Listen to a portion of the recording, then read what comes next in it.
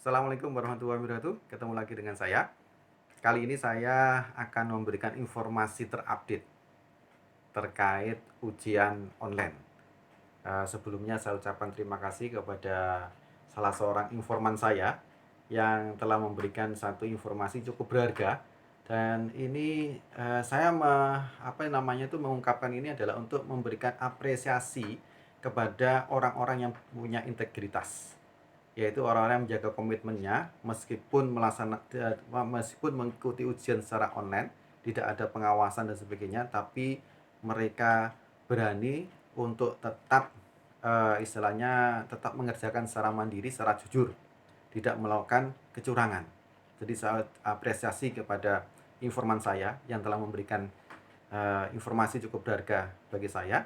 Terus terang ini merupakan sebuah mutasi gitu ya.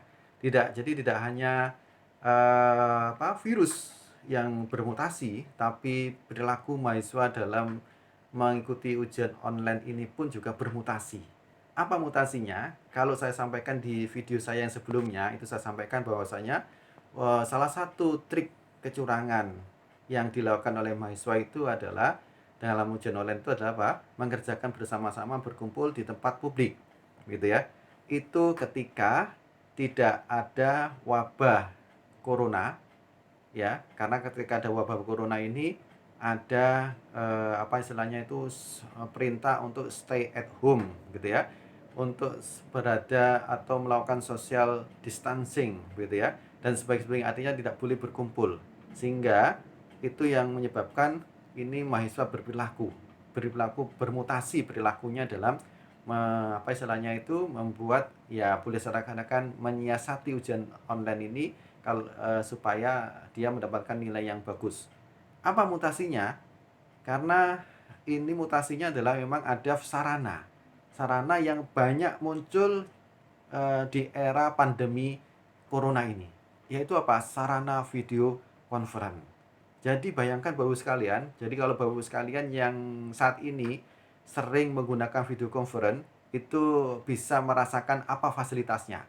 Fasilitas apa? Kita bisa melakukan rapat online, meeting online dengan banyak orang, kita bisa sharing file, bahkan bisa share screen, gitu ya. Bayangkan itu, dan ini akibatnya apa? Kecurangan di ujian online itu semakin masif dan terstruktur, gitu. Tidak hanya pemilu saja, tapi di dalam ujian online ini juga masif dan struktur. Saya katakan masif dan struktur apa? Karena menggunakan fasilitas video conference. Kalau selama ini sebelumnya mereka berkumpul 5 sampai 6 orang untuk mengerjakan bersama-sama, maka dengan menggunakan fasilitas video conference ini mereka bisa berkumpul bersama-sama dalam waktu yang sama satu kelas. Jadi kalau satu kelas itu ada 40 orang, ada 20 orang, maka mereka bisa. Ya mungkin beberapa aplikasi video conference itu tidak mencukupi kalau mungkin ada dibatasi 50 orang, tapi toh jumlah kelas itu kan paling tidak 50 orang. Ya. Atau pakai aplikasi yang lain yang bisa lebih. Beberapa aplikasi seperti Teamlink, itu aplikasi yang free, itu bisa sampai 200 orang. Bayangkan sampai 200 orang itu bisa dalam satu waktu untuk melakukan video conference. Dan Bapak Ibu sekalian tahu, pada saat kita melakukan video conference itu kita bisa melakukan sharing file. Kita bisa melakukan share screen. Jadi bisa dibayangkan. Jadi mahasiswa itu mungkin ujiannya misalkan ujian jam 7 pagi sampai jam 9 pagi. Maka mereka akan dipimpin oleh satu moderator, kemudian nanti satu orang yang mengerjakan pakai share screen, kemudian dicontoh semuanya bersama pada saat itu. Itu betapa mudahnya. Sekarang itu betapa mudahnya. Jadi ini harus hati-hati sekali. Bapak Ibu sekalian dalam melaksanakan ujian online itu harus mewaspadai pola perilaku mahasiswa yang bermutasi dengan menggunakan kecanggihan video conference tersebut. Lalu bagaimana tipsnya? Saya rasa tipsnya ini hampir mirip dengan yang saya sampaikan di video saya yang kemarin, cuma ini harus diperketat lagi. Jadi pertama adalah mau tidak mau Bapak Ibu sekalian, suka atau tidak suka, sekarang Bapak Ibu sekalian, Bapak Ibu dosen harus menggunakan tipe-tipe soal HOTS. Ini sudah wajib, tidak bisa ditolak sama sekali. Ini sudah wajib, ya. Ini sudah wajib.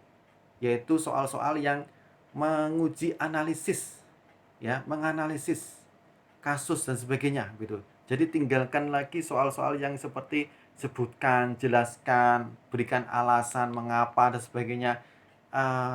Sebutkan ini double itu, yang itu level-level rendah, tidak ada high order thinking skill-nya, itu tinggalkan. Karena itu dengan mudah mahasiswa bisa melakukan kecurangan secara masif dengan video conference. Itu tidak bisa ditawar, itu harus. Kemudian yang kedua, apa yang bisa dilakukan Bapak sekalian? Mau tidak mau gunakan sequential, ya, shuffle dan sequential yang ada di fasilitas platform pembelajaran.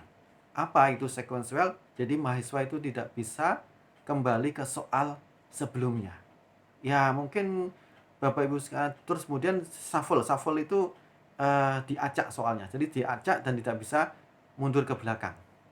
Ini adalah salah satu cara untuk ya mungkin ini bisa tetap disiasati, tapi itu bisa meminimalkan karena ini sudah masif, ya.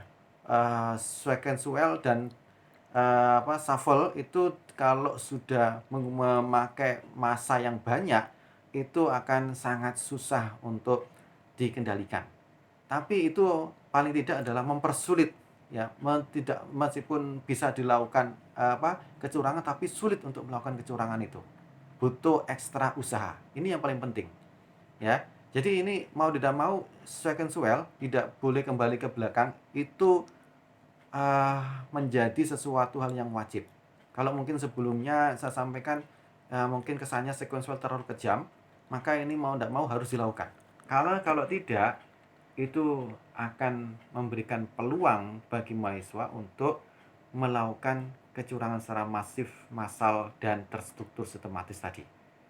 Itu. Kemudian yang ketiga, ini memang butuh latihan dari Bapak sekalian. Latihannya apa? Yaitu manajemen waktu soal, manajemen waktu ujian. Jadi Bapak sekalian harus memperhatikan betul, jangan sampai memberikan kelonggaran terlalu banyak kepada mahasiswa. Ya, maksudnya saya begini, Bapak sekalian bisa mengukur bobot soal. Satu butir soal itu butuh waktu berapa idealnya. Jadi jangan terlalu, misalkan waktu idealnya itu 1 menit, kemudian Bapak sekalian kasih waktu satu butir soalnya 1,5 menit. Itu sudah memberikan peluang bagi mahasiswa untuk melakukan kecurangan secara masif dan sistematis tadi dan massal tadi. Karena ini sudah menggunakan teknologi. Teknologinya itu video conference tadi. Dan pakai, Bapak Ibu sekalian bisa tahu sendiri, yang sudah sering melaksanakan video conference saat ini, itu bisa dibayangkan. Bisa dibayangkan bagaimana mereka bisa melakukan kecurangan secara sistematis, terstruktur, dan masif. Jadi ini memang harus, kita dalam melaksanakan sistem ujian online ini harus cepat berubah. Jangan sampai ujian online itu gagal untuk istilahnya itu mengukur kompetensi, dan yang paling penting adalah jangan sampai ujian online itu menurunkan semangat dari para mahasiswa yang memiliki integritas. Saya yakin, saya tahu ada di antara sekian banyak mahasiswa itu masih ada banyak mahasiswa yang baik. Ini yang harus kita selamatkan.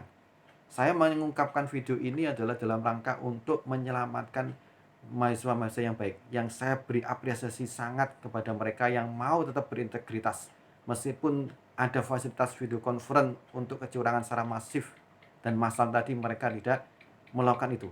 Dan karena itu salah satunya adalah salah satu informan yang memberikan informasi kepada saya, itu saya apresiasi. Makanya kemudian saya saya bikin video ini untuk memberikan apresiasi saya kepada mahasiswa-mahasiswa yang memiliki integritas. Ini penting Bapak sekalian. Jangan sampai kita menganggap masalah ini remeh. Ini adalah masalah pendidikan karakter bagi mahasiswa kita.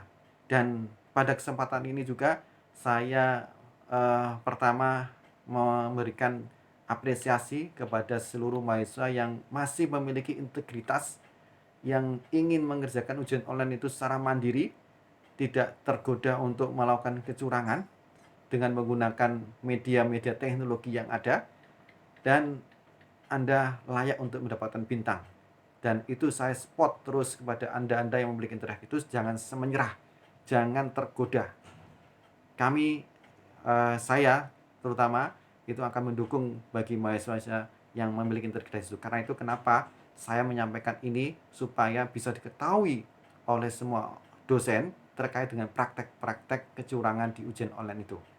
Dan yang kedua, saya sampaikan kepada rekan-rekan mahasiswa yang mungkin terlibat dalam pola kecurangan yang masif, sistematis dan struktur dengan menggunakan video conference itu, mohon ya, ini adalah kesadaran Anda.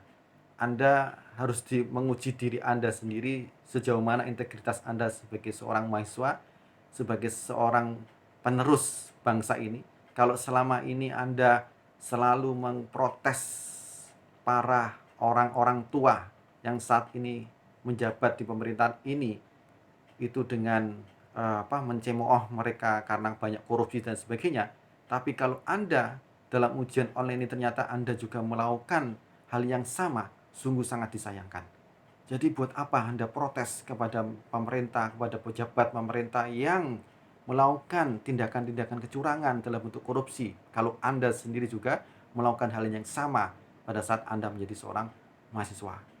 Dan saya mohon, yang ketiga, saya mohon kepada Bapak Ibu dosen yang melaksanakan ujian online, tolong ini menjadi masalah serius yang harus kita perhatikan bersama-sama. Ini bukan berarti kita mengatakan ini adalah kelemahan dari ujian online. Tidak, ini adalah satu tantangan yang harus kita selesaikan dengan ujian online. Karena mau tidak mau ke depan teknologi itu akan sangat kita butuhkan di dalam penyelenggaraan pembelajaran di perguruan tinggi. Ini penting, tidak hanya di perguruan tinggi saya rasa, tapi ini juga bisa menjadi informasi bagi seluruh pengajar, seluruh kaum pendidik di Indonesia. Ya, ini harus memperhatikan betul karena ini adalah nasib bangsa kita ke depan untuk menjaga peradaban negara kita, bangsa kita supaya lebih baik lagi. Kita ajarkan kepada generasi-generasi muda itu untuk senantiasa memiliki integritas. Itu yang bisa saya sampaikan pada kesempatan ini. Saya mohon maaf jika ada pihak-pihak yang istilahnya yang merasa tersinggung dan sebagainya. Gitu. Saya motivasi saya untuk bikin video ini adalah untuk memberikan apresiasi kepada mahasiswa-mahasiswa yang memiliki integritas tadi.